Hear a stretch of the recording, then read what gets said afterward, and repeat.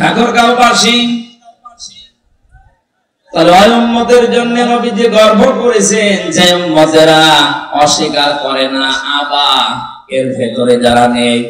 মানুষকে আমরা যেন হেয় প্রতিপন্ন না করি, কোন মানুষকে যেন ছোট এবং দুর্বল মনে না করে অত্যাচার না করি। এই টেন্ডেন্সি তাদের ভেতরে কাজ করছে। আল্লাহ তুমি তাদের পরিবর্তন করে দাও, বলেন আমিন। সে অন্য ধর্মের লোক হলে,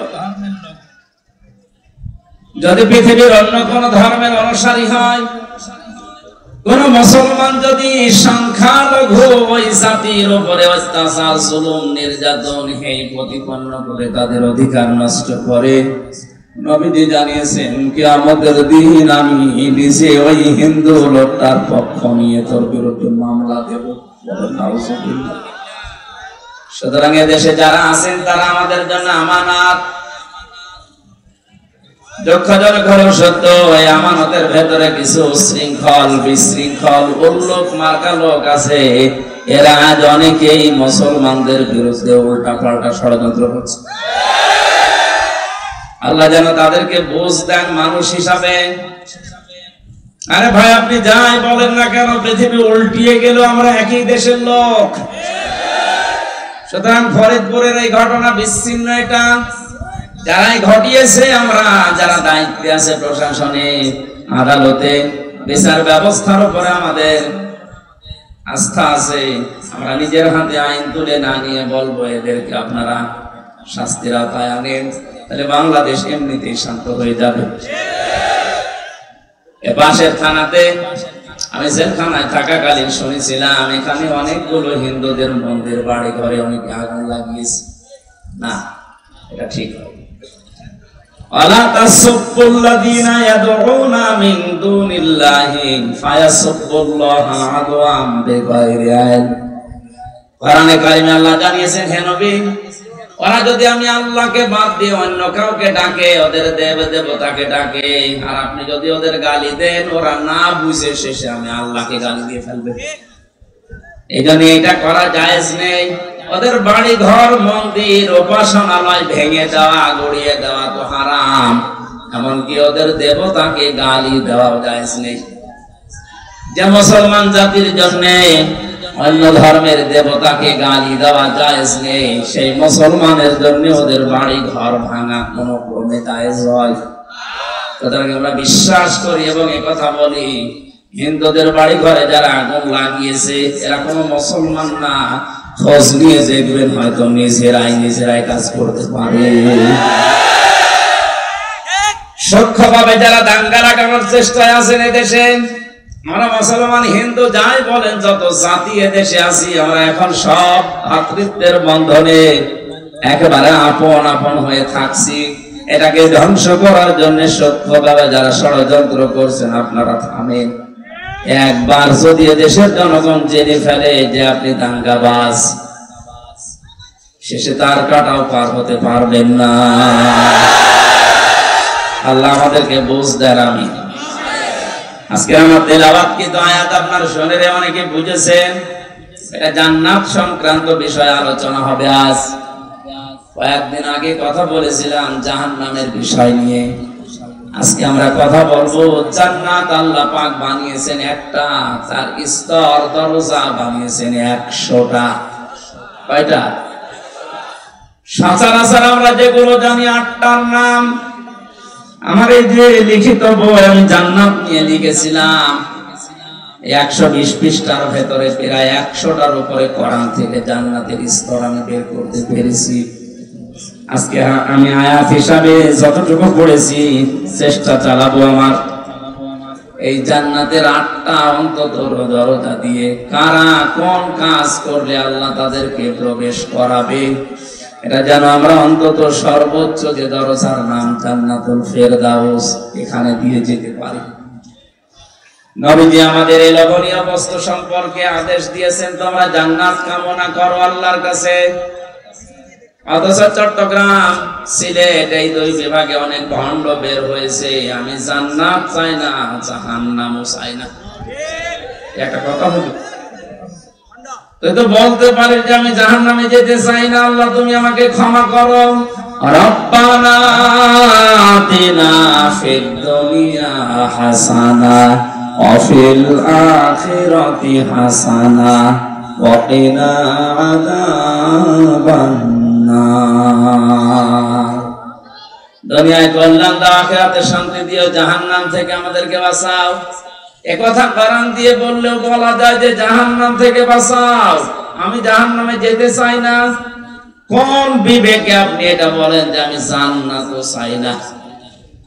অথচ নবীজি আমাদের শিখিয়েছেন তোমরা জান্নাত কামনা করো, আর জান্নাত চাইলে তোমরা বলো আল্লাহ জান্নাতুল ফেরদাউসের দরজাটা দিও। এ কথার সাথে যাদের বাস্তবের জীবনের কথাবার্তার আর মিল নেই, ওরা বিভ্রান্তিতে আছে। একথা বলেন এখন। এটা আজকে এদের দ্বারা শুধু এই ঠাকুরগাঁও থাকছে না, এটা লাইভ চলছে, এখনই চট্টগ্রাম সিলেটে পৌঁছে গেছে। সুতরাং আপনারা বিভ্রান্তিতে যারা আছেন ফিরে আসেন। জান্নাত কামনা করা এটা আল্লাহর নবী শিখিয়েছেন, তাও সে জান্নাত না, জান্নাতুল ফেরদাউসের এই স্থান। আল্লাহ আমাদেরকে স্তরে যাওয়ার মতো যে যোগ্যতাগুলো দরকার, আজকে কোরআন থেকে হাদিস থেকে বাস্তবতার সাথে মিলিয়ে দেখব আমাদের জীবনে আসলে এই ফেরদাউস দিয়ে প্রবেশ করার যোগ্যতা হয়েছে কিনা। এখানে যদি আজকে সভাপতি আলহাজ কি যেন নাম নজরুল সাহেবকে বলা হয় যে জান্নাত কয়টা বলেন তো, বলবে 8টা। কয়টা? অথচ জান্নাত আল্লাহ পাক বানিয়েছেন একটা, তার দরজা বানিয়েছেন, স্তর বানিয়েছেন 100টার উপরে। আমরা বেশিরভাগ মানুষ জানি 8টা। আসেন তো একটা একটা করে 100টা পর্যন্ত যেতে যত সময় লাগে থাকবেন তো? এত সময় থাকা সম্ভব না, কারণ এই বলতে অনেক সময় লাগে।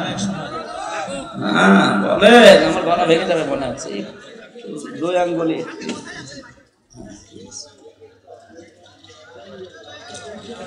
যেটা কামনা করার জন্য নবীজি আমাদের শিখিয়েছেন তার নাম জান্নাতুল ফেরদাউস। আল্লাহ এই দরজা এমন সুন্দর ভাবে বানিয়েছেন, এর বর্ণনা এখানে আজকে পড়লাম কোরআনে কারিমে।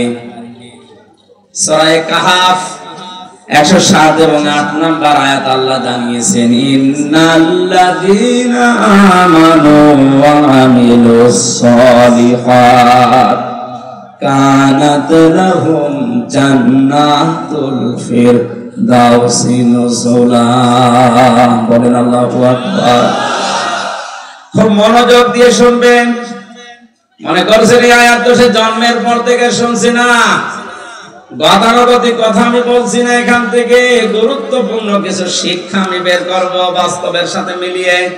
এটা হয়তো আমার বিরুদ্ধেও যেতে পারে, আমিও পরিবর্তন হব। কথা বলেন, আমাদের যার গায়ে লাগবে তাকে পরিবর্তন হওয়া লাগবে।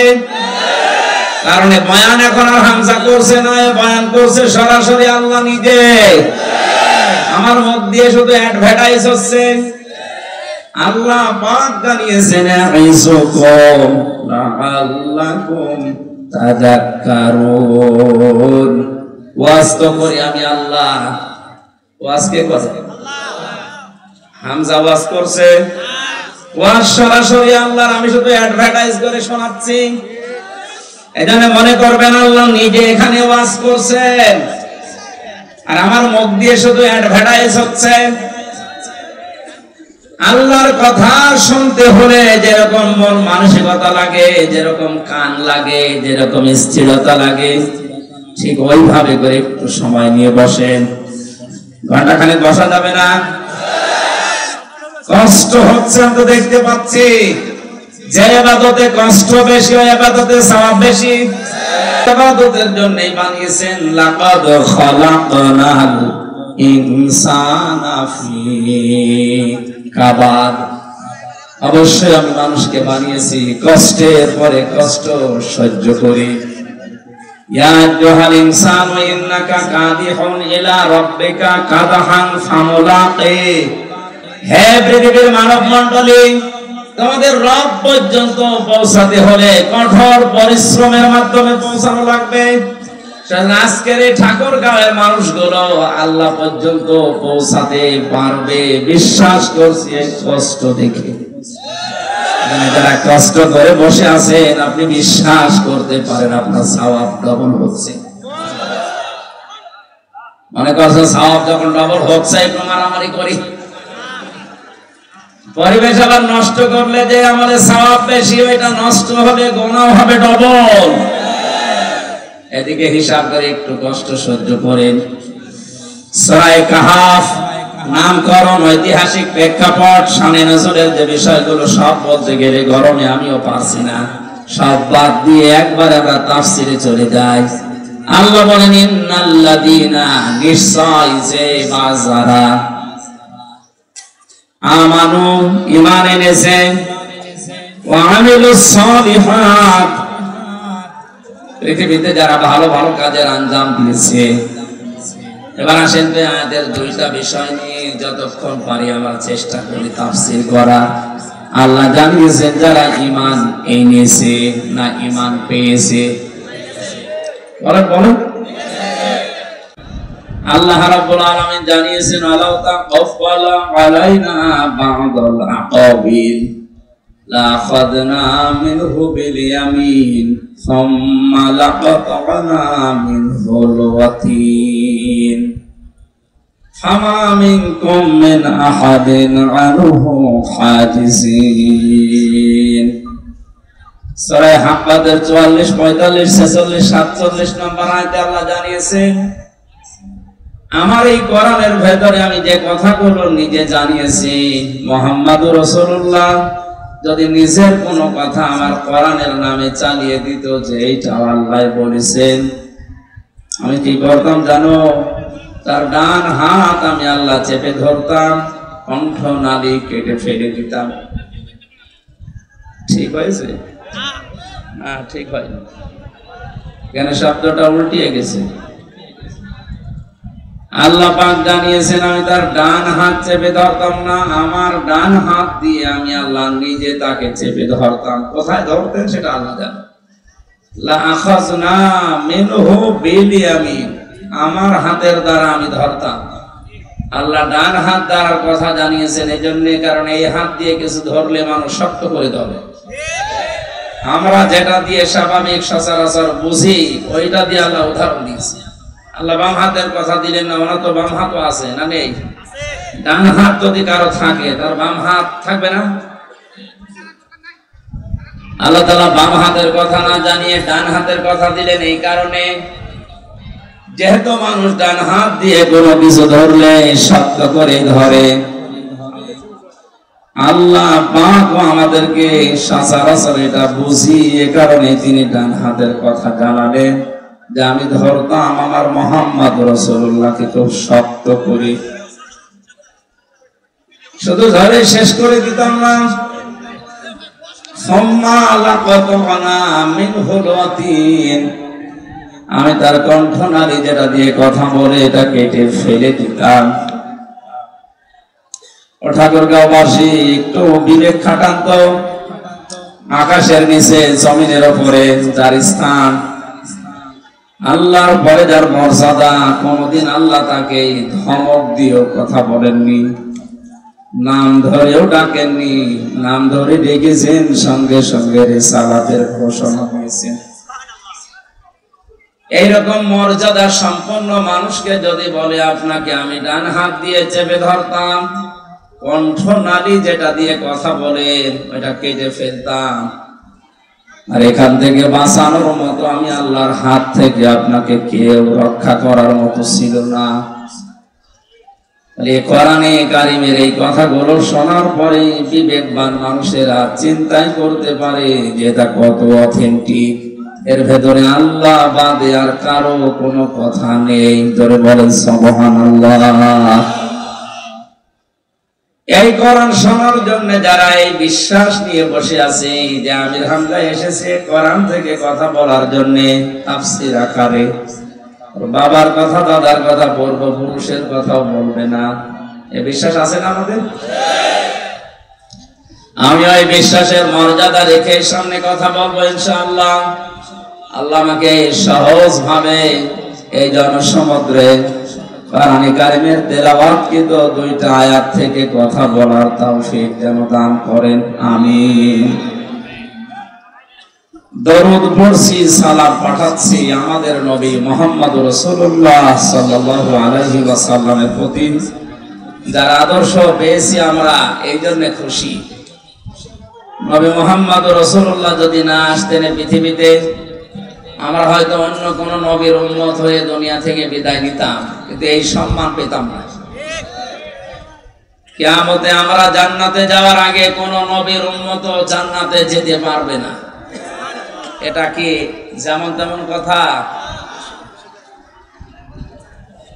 কোন উম্মত জান্নাতে যাওয়ার আগে অন্য কোন নবীর উম্মতেরা জান্নাতে যেতে পারবে না। ওই উম্মত যে উম্মত ডাল খায়, বাবা খায়। নবীজি ওই উম্মতের কথা বলেছেন, কুল্লু উম্মতি ইয়াদখুলুনাল জান্নাহ, আমার প্রতিটি উম্মত জান্নাতে যাবে, ইল্লা মান আবা, শুধু আবা বাদ দিয়ে। কিলা ইয়া রাসূলুল্লাহ মান আবা, সঙ্গে সঙ্গে সাহাবীরা জিজ্ঞাসা করেছিলেন, হে নবী আবা কি? নবীজি বলেন, আবা অস্বীকারী। এই পৃথিবীতে সত্যকে সত্য জানার পরে যারা মেনে নিতে চায় না, অহংকার করে, অস্বীকার করে, মুখ ফিরিয়ে নেয়, এরা। আর যারা আল্লাহর সৃষ্টি মানুষকে এই প্রতিপন্ন করে, তারা। দুইটা শর্ত এখানে। এই শর্তের ভেতরে আবার খ আছে। যারা সত্যকে সত্য জানার পরে মেনে নিতে চায় না, মানুষকে হেই প্রতিপন্ন করে, মানুষকে মর্যাদা দেয় না, দাম দেয় না, কিছুই মনে করে না মানুষকে। দুই নম্বরে দুনিয়ার ময়দানে যারা হিংসা করে, কি করে? আমাদের দেশে তো আর কারো ভেতরে হিংসা নেই। আমরা সবাই এই সত্যটা জানি যে হিংসা করলে পেছনের নেকি গুলো আল্লাহ সব কাটে, আগুন লাগলে যেভাবে ধ্বংস হয় ওইভাবে ধ্বংস হয়ে যায়। পৃথিবীর এই ছোট্ট জীবনের জন্য আমার বিশাল জীবন আখিরাত আমরা নষ্ট করব। আমি সহ যারা আছি আমাদের ভেতর থেকে যেন হিংসা বিদায় নেয়, বলেন আমিন। তাহলে ওই উম্মতের কথা নবীজি জানিয়েছেন, যারা সত্যকে প্রত্যাখ্যান করে না, জানার পরে সত্যের সামনে মাথা নত করে দেয়। সত্যকে সত্য বলে স্বীকার করার কারণে আবু বকর সিদ্দিক হয়েছিলেন। যে চার প্রকার মানুষকে আল্লাহ পুরস্কৃত করবেন, কোরআনে নাম দিয়েছেন, তার 3 নম্বরে হচ্ছে সিদ্দিক। অমাইয়ুতিল্লাহ ওয়ার রাসূলা ফাউলাইকা মা'আল্লাযীনা আন'আমাল্লাহু আলাইহিম মিনান নাবিয়্যিনা ওয়াস-সিদ্দীকিনা ওয়াশ-শুহাদা'i ওয়াস-সালিহিন ওয়া হাসুনা উলাইকা রাফীকা।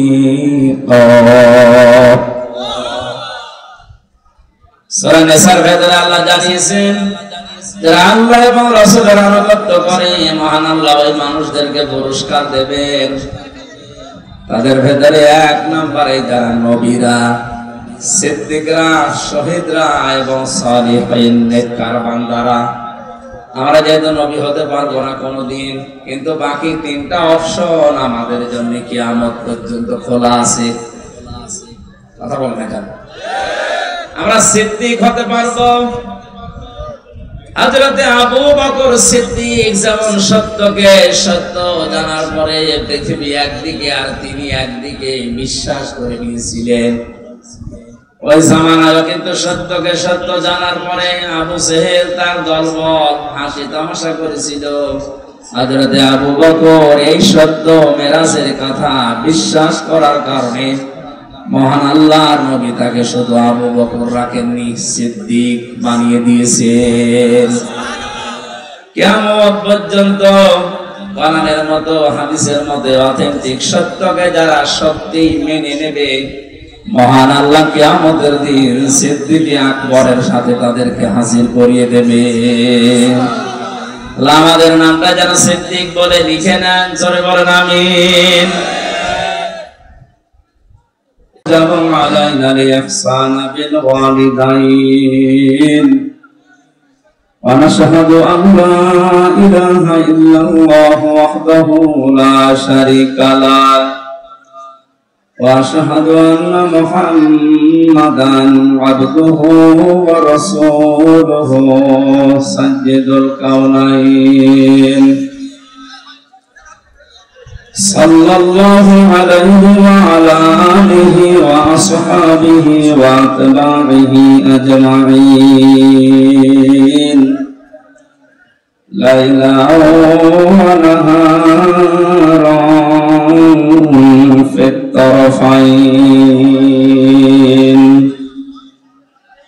فقد قال الله تعالى في كلامه المجيد وبرهانه التوحيد: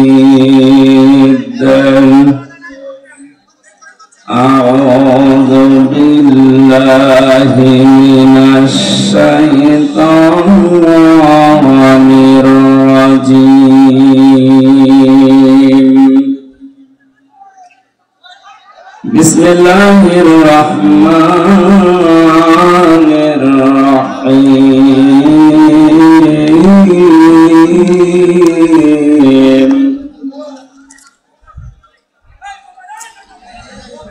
إن الذين آمنوا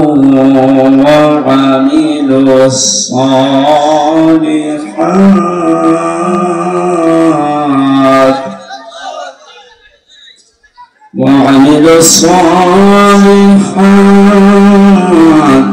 كانت لهم جنات الفردوس نزلا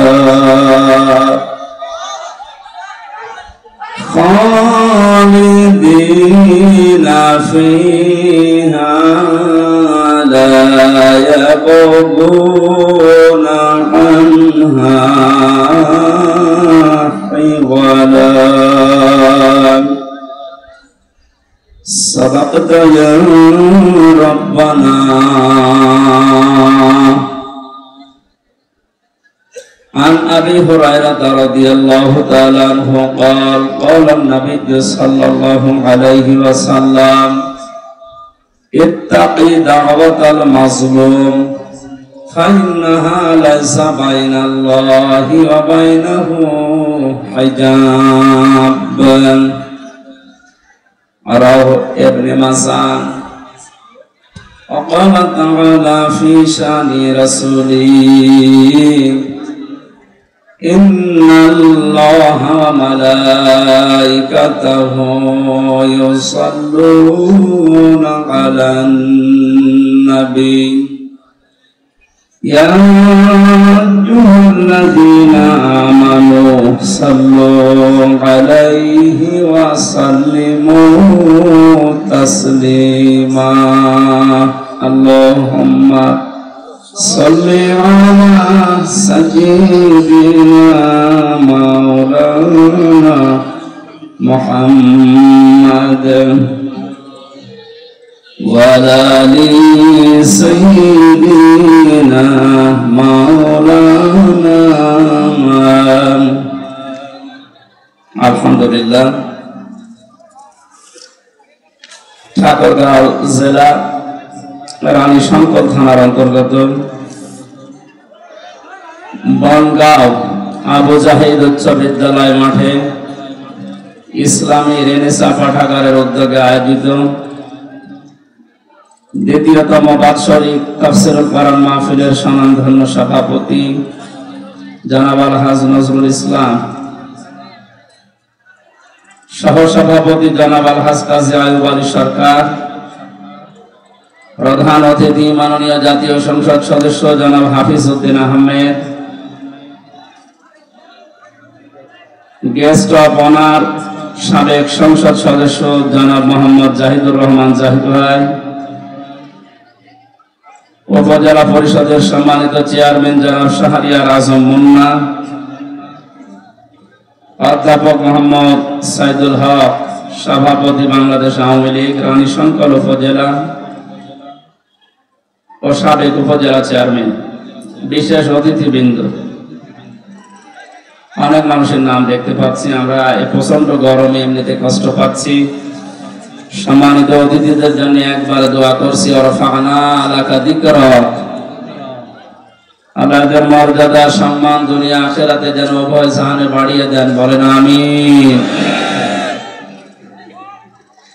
এতক্ষণ যারা আলোচনা রাখলেন, দিনাজপুরের কৃতি সন্তান মাওলানা হারুনুর রশিদ, মঞ্চে বসা আছেন মাওলানা হোসাইন আহমেদ মাহফুজ সহ নাম না জানা সম্মানিত ওলামা ইকরাম, সামনে বসা মুসলমান ভাইরা, পর্দার আড়ালের সম্মানিত মা এবং বোনেরা, প্রশাসনের ভাইরা, প্রাণ প্রিয় ঠাকুরগাঁওবাসী,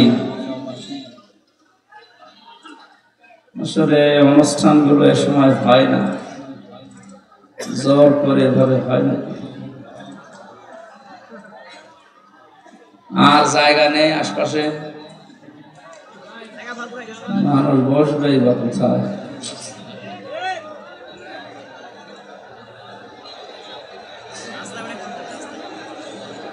ঠিক আছে ভাইয়া, কথা বন্ধ করেন, কষ্ট হচ্ছে, আমরা তো দেখতে পাচ্ছি, কিছু করার নেই। আরে ফ্যান কোথায় টাঙিয়েছে, ফ্যানের দিকে ঘুরিয়ে দেন। ঠিক আছে, থাক থাক।